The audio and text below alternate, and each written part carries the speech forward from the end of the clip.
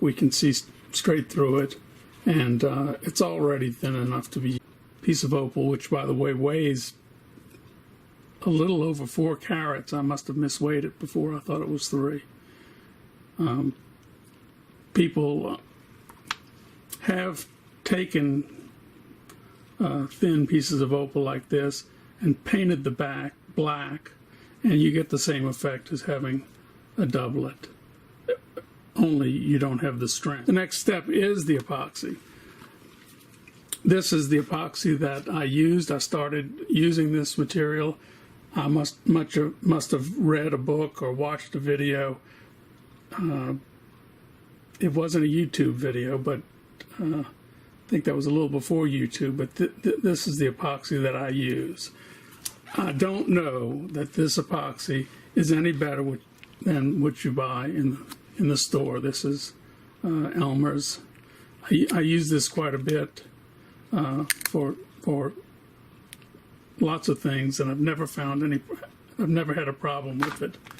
These are applicator sticks, about 2.5 millimeters in diameter or something like that. You can buy a box of 1,000 for probably $5 to $10.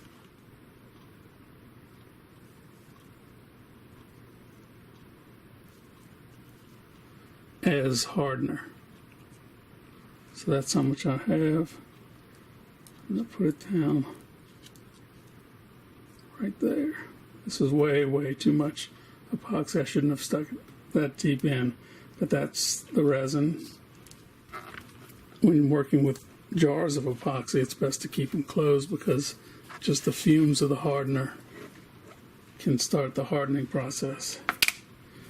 You can see my hardener.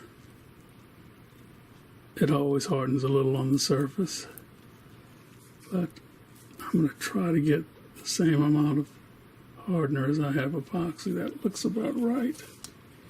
And I'm going to put it right here next to the resin. Now, at this point, in the past, many times I use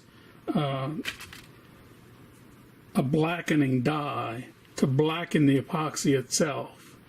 This is a powdered epoxy dye. I'm not familiar with this type. I've used the liquid in the past. The stone itself is very black, and the opal is very thin. I'm going to skip this step. Ordinarily, I would put a dot of liquid dye, black dye, into the epoxy before I mix it, but I'm not going to do that here.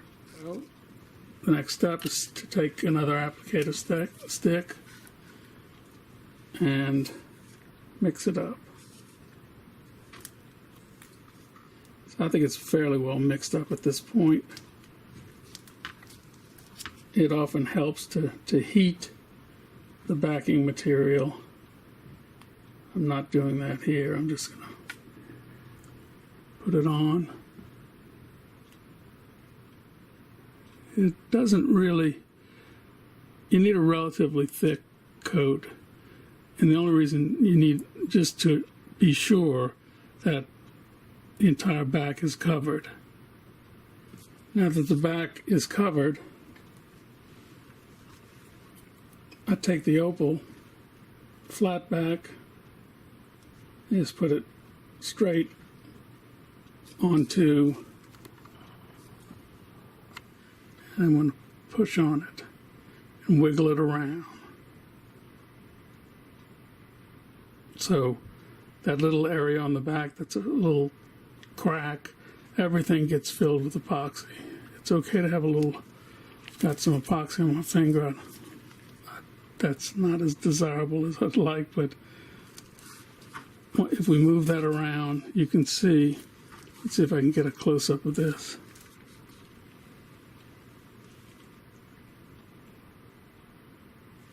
You can see that most areas have a wall of epoxy built up at the edge, and that it will grind off later. This is the really to these dimensions. I've ground most of the excess backing off of this.